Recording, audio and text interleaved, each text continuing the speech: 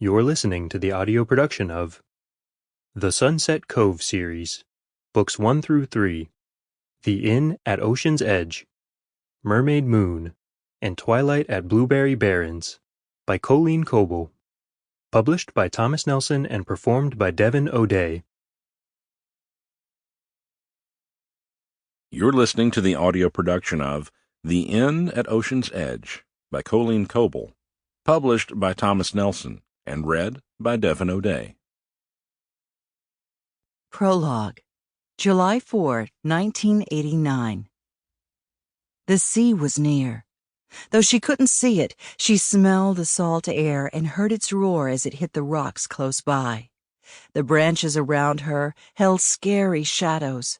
The forest was thick here, and she put her hand on the rough bark of a tree that smelled like Christmas.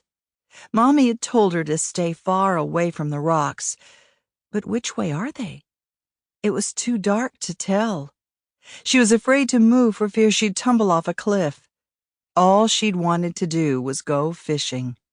She strained to hear her mother's voice, but only noises like screeches and rustling little things in the grass came to her ears.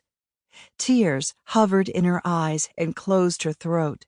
She swiped the back of her hand across her face. Daddy always said crying wouldn't fix anything. It would just make her head hurt.